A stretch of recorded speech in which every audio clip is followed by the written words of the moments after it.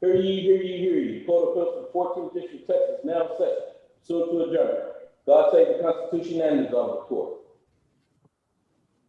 All right, welcome to the 14th Court of Appeals. We have one case on the docket today, which it is Whitaker versus State, 19177 CR. So can we make announcements, please? Sherry Duncan, Your Honor, from the Public Defender's Office on behalf of the appellant Ryan Whitaker. And are you planning on reserving any time?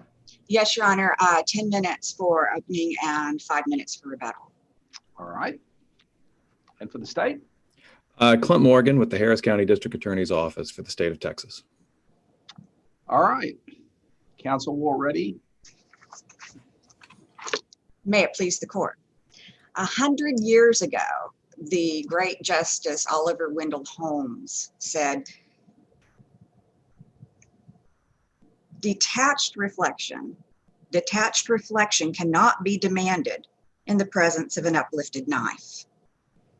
That certainly is the situation that we're presented with here today on this appeal of a case that was, from the very beginning, all about self-defense. Interestingly, the case that Justice Holmes decided here was also a Texas case. It involved a defendant who was being threatened by a man with a knife, as the quote suggests.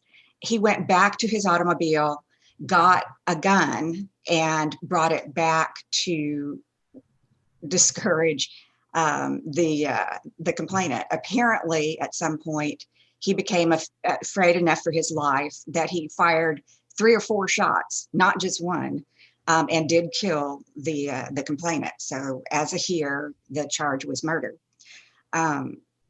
Also, as here, from the very beginning, the state was arguing that Mr. Brown, who was the appellant in that case, had a duty to retreat before he could use a weapon, and that his intent at the time would also be a factor in whether he had a justification defense to murder or not.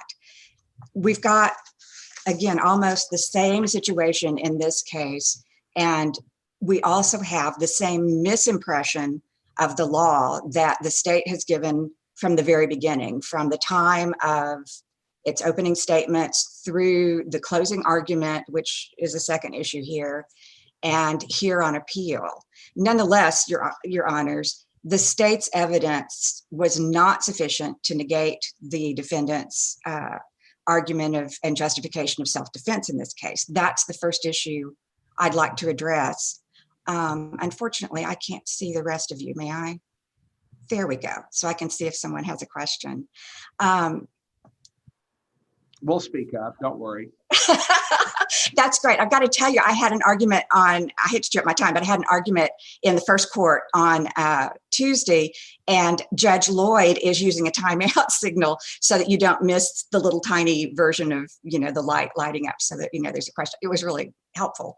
But in any event, we're talking about self-defense here, and I shouldn't make light because this is absolutely a most serious case. It is probably one of the most gruesome killings that anyone in this Zoom meeting has ever encountered. And yet none of that matters at the end of the day, according to current Texas law, which is very clear that from every aspect of proving up a murder case, the burden of proof is on the state.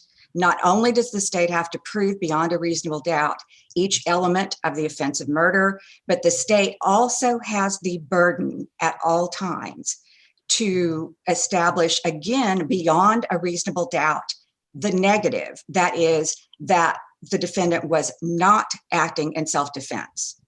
The law is pretty well established, of course, that the state doesn't have to put on specific evidence specifically rebutting a self-defense claim. Rather, this court is to look at the entire circumstances and the whole trial to determine whether the state has satisfied that burden. It doesn't need to stand up and wave in front of the jury a little flag that says, this has to do with self-defense. Rather, that evidence or the lack of that evidence comes out in the course of the trial record as a whole. And here, any reasonable review of this case shows an absolute lack of evidence concerning there not being self-defense. The defendant's only burden in this case, despite what the state has argued and has continued to argue in front of this court, is to raise the issue by some evidence that he was acting in self-defense. And here the record shows over and over and over again that the defendant claimed he was in fear of his life, and that the deceased approached him and threatened him with a knife. That was all that was needed to raise an issue of self-defense.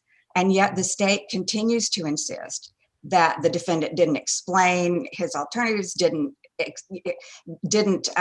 explain exactly when he became afraid that he might die.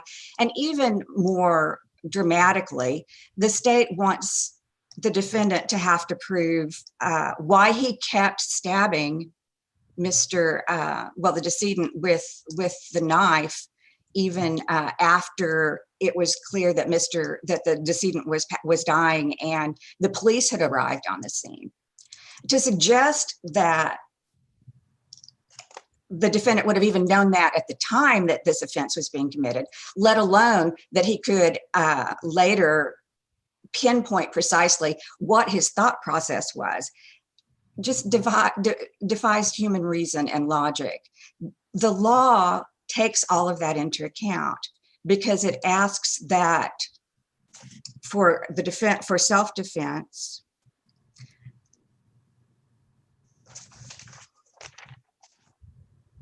the defendant only has to present enough evidence to place the burden of persuasion on the state beyond a reasonable doubt. Further, current Texas law presumes that the defendant's actions are reasonable in most circumstances. And certainly there's no argument that those circumstances don't apply in this case. If you had a situation, counsel, where the complainant is dead and nobody's really going to argue that the complainant is dead, and in a hypothetical like that, if the defendant was still physically doing things to the corpse at that point, how would that play into any evidence of self-defense? I mean, obviously you could confess and reveal your state of mind, but I mean, how would that work? Exactly, Your Honor. There is no way that could work. And that's why even Justice Holmes 100 years ago was clear that you could say I didn't do it in self-defense after they passed away, and that would be admissible, certainly, I assume. Oh, absolutely. Okay. But how often is a defendant? I understand. I'm just asking at what point, does it matter, what the defendant is doing? Do we freeze anything time-wise? The point is at the time that he actually begins to take defensive action, whenever that might be. What we do know is the time is not after the defensive action has begun and the complainant is either dead or almost dead. That's completely irrelevant, both under the reasoning of Justice Holmes and under the Court of Criminal Appeals decision in cases like Saxton and in Broughton, both of which, have been cited to the court. It just doesn't matter. Some wag once said, if one bullet's good enough to kill somebody, then 10 are better. And as oddly, colloquial as that sounds, that's really where the law comes from. And I don't want to cut you off from the rest of your arguments because your time is running short. I mean, I understand what you're saying. Okay, thank you, Your Honor. I have a question as well, Counselor. Where in the record is the evidence of when the self-defensive action began? We don't know that from the record. What we know, because nobody saw the fight begin, that's one of the reasons the state's evidence falls short of being beyond a reasonable doubt that there was not self-defense going on. We've got speculation from one of the forensic officers but we don't exactly know where the fight began or even what started it. The state didn't offer that evidence, and that was the state's burden, not the defendant's. So all the defendant has to do is allege a self-defense, affirmative defense, and the state has to take it, the trial court judge has to take it as proven? That's not the situation. It's good to think of it as the same test that you'd be applying to whether a defendant gets an issue in a jury charge or not. That is, if there's even a scintilla of evidence, not just an allegation of a justification defense, as in this case, then the defendant is absolutely entitled to the jury instruction, whether he's credible or not, whether anybody believes his story or not. He's entitled because it's been raised. Similarly, in this case, he has raised the issue. He did from the very first contact with police. And so that is enough to shift the burden to the state to prove that, oh, no, he's not believable. It didn't happen that way. And that's not, in many cases, that difficult. These days, we've got security cameras almost everywhere. This was a residential neighborhood and nobody had one. These days, a lot of times there are witnesses around who can talk about who started the fight. But he did get the he did get the instruction on self-defense to the jury, and the jury rejected that based on the testimony. Well, the short answer is yes, but to look at the record of the whole, Your Honor, the first jury to consider this case did not find him guilty. There was a hung jury. He got a mistrial. The second jury to try this case found, again, that they couldn't reach a verdict, and there was a second mistrial. Then the day before this case finally does start a voir dire, the previous day's voir dire panel is dismissed before a jury is seated. So, 2 out of 3 juries did not find unanimously beyond a reasonable doubt that he was not committing self-defense, or he was not acting in self-defense at the time of this. I want to be clear what your position is in regard to the self-defense. Are you saying it's sufficient for the defendant to have just raised the argument, or are you saying that a scintilla of evidence is also necessary? And if so, what is that scintilla of evidence in the record that we look to? The scintilla, I believe that some evidence is required on the part of the defendant, or at least that's the way the Court of Criminal Appeals seems to be going. The statute doesn't make that requirement. Statute just says, if the defendant raises that a defendant, look at 931 and 932, that the burden is on the state to prove beyond a reasonable doubt the absence of the self-defense theory. But assuming for purposes of argument that there has to be a scintilla of evidence on the part of the defendant, we've got that.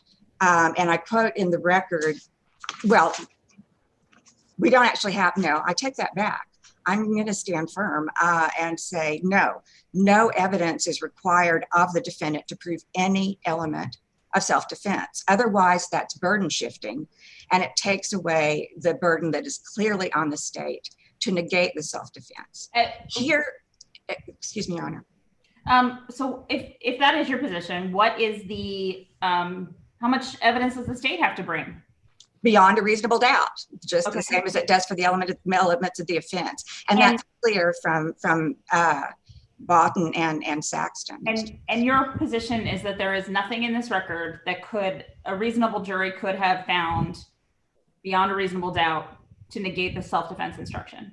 That's correct. We have nothing from the state in that regard, nothing. And, therefore, the state hasn't satisfied its burden to establish all of those affirmative elements as well as the negative elements. And I think, since we're talking about it, it's significant that 2 other juries had a problem with this. There, best I can tell, really wasn't any different evidence. It was just a different jury panel. Although it is, I think, worth noting that, and I'm running over my time, but it's worth noting that this was virtually an all-white jury panel with one African-American member. The client himself. None of this is before us. Yes, it's in the record, Your Honor. Right. I haven't raised, I Right. haven't raised the Batson issue. Right. So we can't consider it. So, I'm Just going to background, get Your the state time also. Was there any part of the charge that you wanted to briefly address? And I'll give you a minute, and then you can use your other 5 minutes on rebuttal. Thank you, Your Honor. I didn't see any, it wasn't a flawless No, charge. I'm sorry, I'm not the charge here. I mean the discussion with Aaron, with you're claiming the Aaron, the state. Oh, the misconduct by Keaton Forge. Right, Your Honor. It was a relatively short closing argument by Mr. Forge, but boy, did he manage to get in a lot of misinformation about both the evidence and in particular about the perspective from which the jurors have to approach this. It's so important for jurors who tend to be people who look like us and, you know, have our life experiences to have to put themselves in the shoes of a defendant. And the way Mr. Forge argued this repeatedly, although not every objection to it was sustained by the trial court, was to tell them, here's what you do. I look at myself walking down a street late at night, and I ask myself, is it more reasonable to keep walking, or is it more reasonable to turn in to a street that I'm not familiar with? That's not the right test. The test is for all of us to put ourselves, well, for all of the jurors, to put themselves in the position of Mr. Forge and then decide, you know, was he acting reasonably for him? And for him, in this case, means a young, slender African-American man in a strange neighborhood in the dark with no prior criminal record and his life experience involved in the church and in ministering to veterans. And I'm he's, going to let you wrap it up there because we're already 7 over and you've got some more time, but I will give the state the same amount of time that you went. thank you, Your Honor. We let you go over, invited you to go over. All right.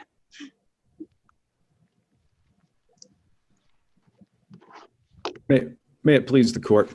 Ms. Duncan says there's nothing in the record that would allow the jury to reject self-defense. What the jury could have found was the defendant's a liar and that nothing he's told the police had any serious basis in truth. And then all you have in terms of evidence is officers showing up and finding one man laying on top of another man in a yard, sawing his head off with a broken knife. And that doesn't on its face raise an issue of self-defense. Without the defendant's statement, there's no self-defense whatsoever. And certainly even with it, the jury had no obligation to believe this, even despite the sort of fact-bound challenges it had with it in terms of a guy washing a truck with a fillet knife in his back pocket. That doesn't make any sense. But the jury could have just looked at the defendant's statement and said, no, we don't believe that. I understand there's this whole body of law that we're in, Saxton, Broughton, et cetera, that says you can challenge the sufficiency of the evidence to reject self-defense. And we're here, and I've done a lot of these cases, and I think that's correct law. We have a burden to disprove self-defense. But because the defendant has the burden to put on some evidence of self-defense, it's different than a normal sufficiency exam or review because you can just disbelieve some evidence, and a jury can always disbelieve some evidence. And so I have never seen a case where a court held the evidence was insufficient to support the rejection of self-defense. I've never seen it cited. I've done probably a couple dozen of these cases at this point in time. I don't think it exists. I think when you apply appropriate deference, we have the standard of review, we look at the evidence. Hypothetically, I guess somewhere's out there is a case where there are 4 different videos of the event and it's a jury just returned a bananas verdict. But in a case like this, where the evidence of self-defense is the defendant's statement, it will never be insufficient to reject self-defense because all you have to do is disbelieve the defendant's extremely self-serving statement.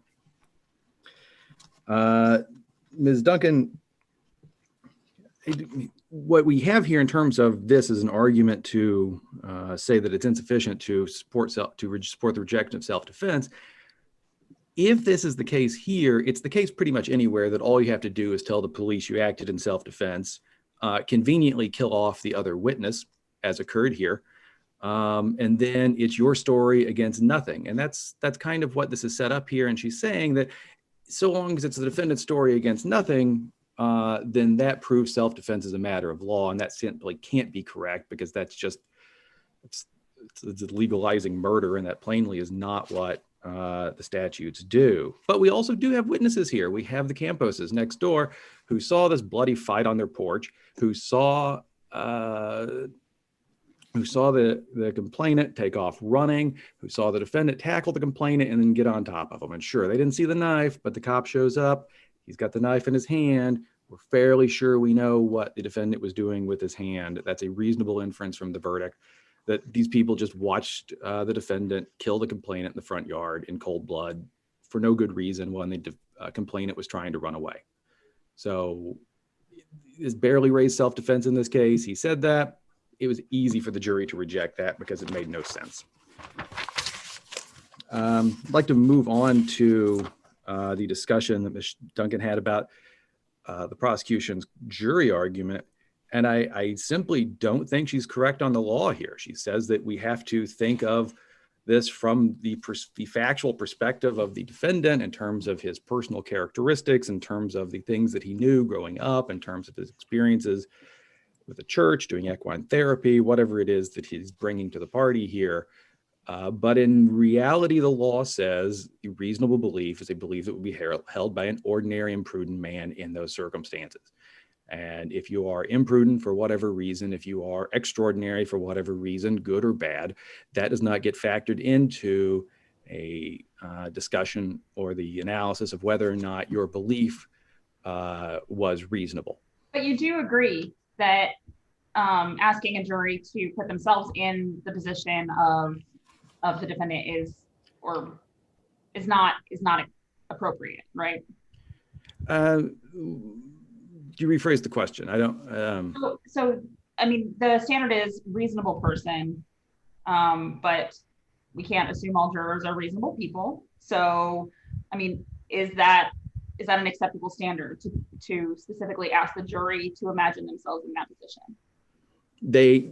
Sure, right, where the prosecutor said, you are the ordinary and reasonable person.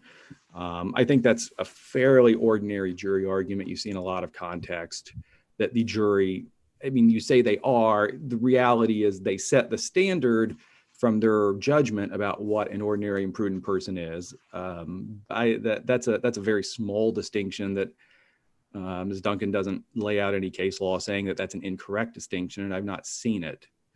I think you're perfectly fine to tell the jury, you have to imagine an ordinary and prudent person in the situation where the defendant was and his circumstances, to use the statutory phrase, and ask what belief that person would have given those circumstances. And to tell the jury you're the ordinary and prudent person, I don't think is a misstatement of the law at all. I think that falls within what we considered ordinary jury argument.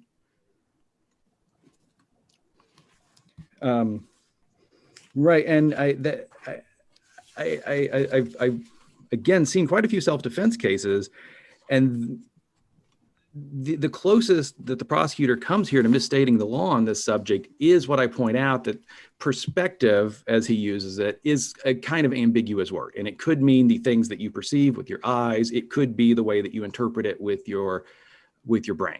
And the former of those is a misstatement of the law in this circumstance. The latter of those is a correct statement of the law in this circumstance.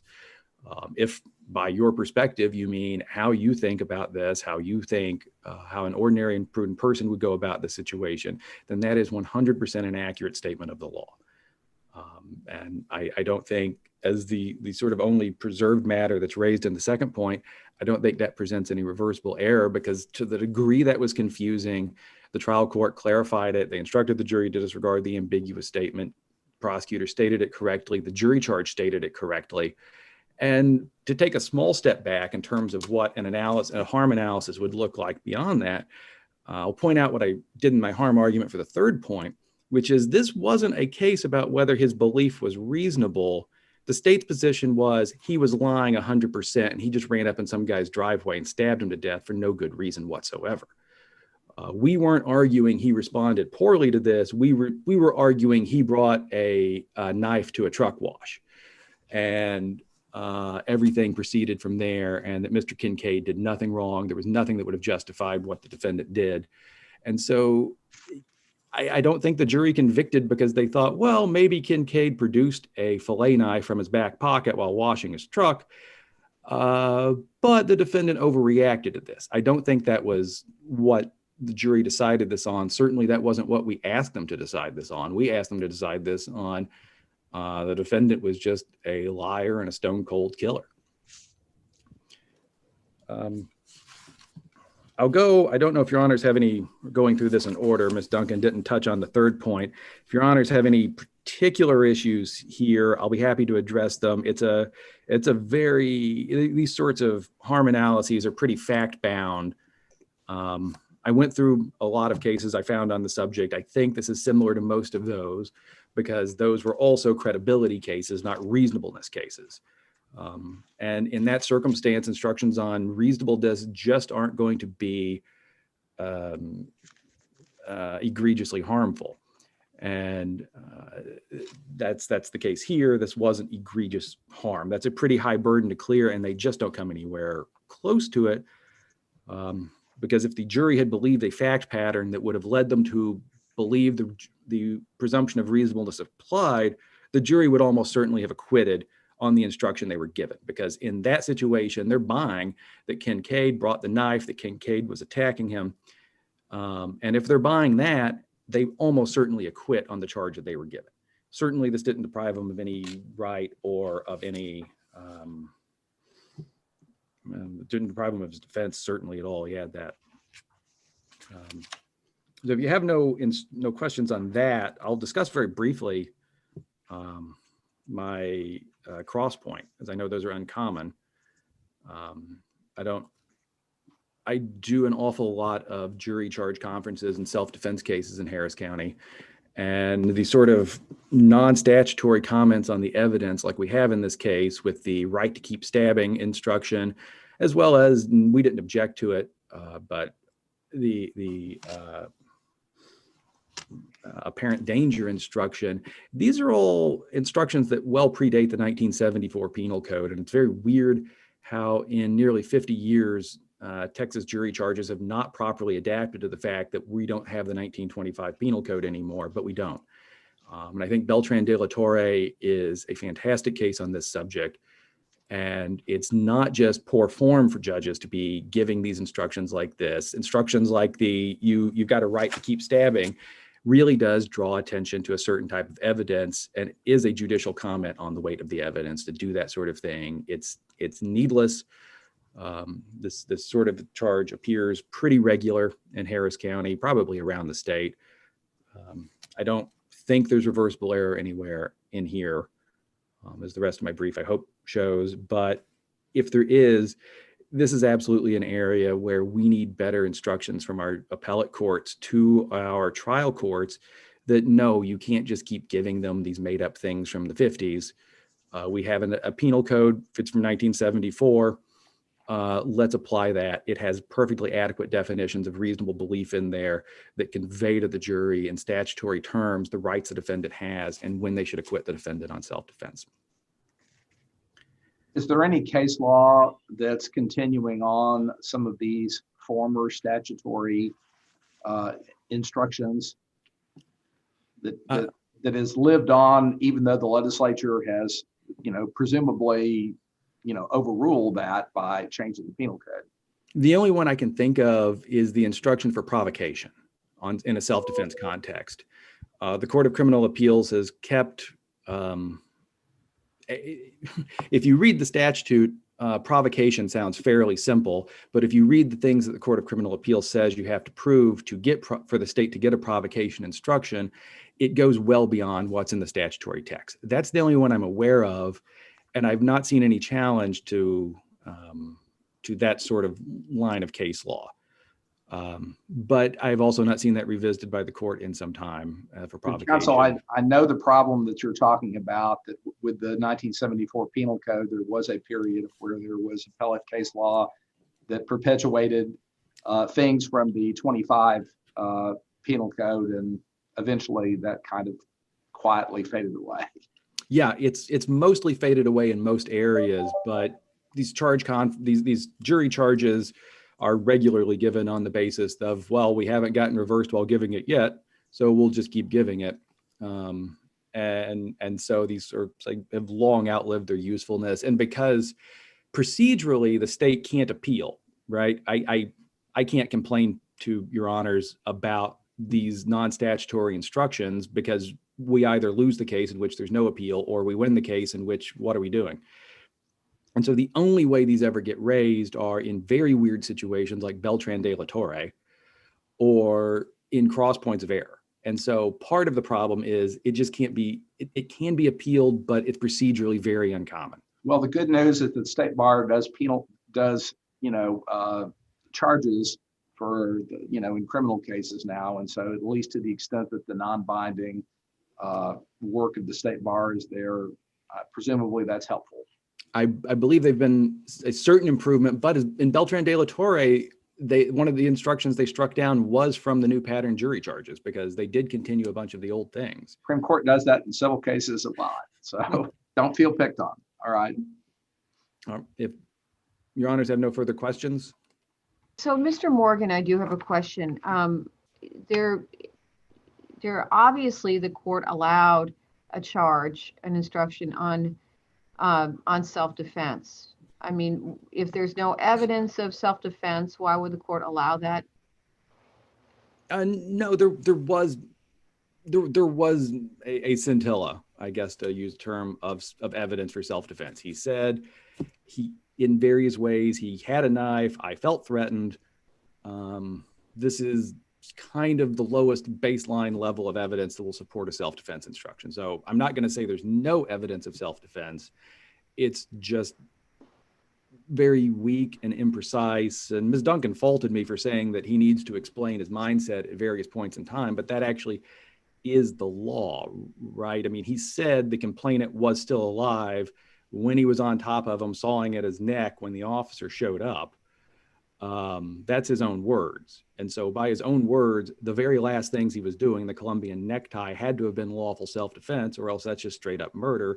How the whole thing started is one story. How it ends, what happens to actually kill Mr. Kincaid, that's what matters in terms of self-defense, because if that's not justified, it doesn't really matter what happened at the start. Thank you. And I take it you will relinquish the extra time that I'm happy to give you, because I gave it to the appellant. So Absolutely, Your Honor. All right. I thank you for your time. All right, counsel. Thank you, Your Honor. Mr. Morgan has talked quite a bit about his experience with other self-defense cases and so forth, and he's alluded to it a few times. And I just want to say, I have the utmost respect for the state's counsel here. And the problem is that he just happens to be flat wrong. As he did point out at one part of his argument, there is a scintilla of evidence here that the defendant has put on. He admitted that it was enough to give the court approval, authority to offer a self-defense instruction to the jury, and that ends the discussion right there. That, under anybody's definition, under any case law, is enough evidence to raise the question of whether the state can prove that there was not self-defense beyond a reasonable doubt. That's really the end of the story here. But further, and equally important, I think, to the court's analysis of this case, and again, because it is such a gruesome case and the facts are so unpleasant, counsel's just wrong when he says that we look at the justification of self-defense at the beginning of the encounter and at the very end of the encounter. In this case, when the police come, there's just no law on that. And I submit that with the current law that we do have, that's simply not right. The defendant, whether or not he had to, put on a scintilla of evidence that he was acting in self-defense. In fact, I have a chart in my brief that runs through every state's witness who even was asked about whether there was self-defense, and not a single one of them could testify that it wasn't self-defense, or in the opposite, that it was self-defense. Counselor, given the facts of this case, where there's a decedent, and then there's a person who's been accused of this crime, and there are no witnesses, is it that the state has to somehow, I guess you're stating that the state then has to come forward with evidence that there was no self-defense. And it appears from the record that there was some testimony that the defendant didn't have any markings on him or bruises or anything that would physically indicate that this was a situation involving self-defense. So is that sufficient in terms of a burden? And does it rest on evidence that it sounds like is there's not a lot of evidence, but some, and is that sufficient for a jury finding of no self-defense? It would have to be enough evidence for a rational juror to make that determination beyond a reasonable doubt. One correction to the state of the record is that there was some scratches or a scratch on the defendant's hand, admittedly not very much, and especially in contrast to the complainant in this case. But and it's certainly the jury's prerogative to give as much credit or not as they choose to. But what the state is really arguing about in this case is that the defendant didn't put on any more proof. Once that fight or flight instinct kicked in, as it must have in this case, the courts have acknowledged for 100 years, and as recently as 2015, that the defendant doesn't have to, it's not reasonable to expect any human being to suddenly stop at any point in time. Well, and that leads me to another question based on the facts. Based on the facts, the decedent, prior to his death, was running away from the defendant. And so how do you prove any element of self-defense when one person is running away? Well, first of all, that's not the defendant's burden to prove that there was self-defense. That's the state's burden. And the problem with the record in this case is that if the decedent is running away from the defendant, as Ms. Campos testified, he would have also been running towards his house with the open garage, where it is plausible, possible, likely that he got the fillet knife that was being used in this incident. For all that, any evidence of that there was a fillet knife in the garage? There's as much evidence of that, Your Honor, as there is that the complainant had the fillet knife in his pocket, and the defendant, or that the defendant came to the fight with a fillet knife when he'd completed a pat-down search just a couple hours before. Neither theory, or none of those three theories, is more plausible than the other. And that means that the state has not put on sufficient evidence to convince a rational juror beyond a reasonable doubt. It's just as likely that, because we don't know how long the interaction began, we only know that my client had to walk from an intersection of a street to the end of a cul-de-sac before anything violent happened. We don't know what preceded that. For all we know, Mr.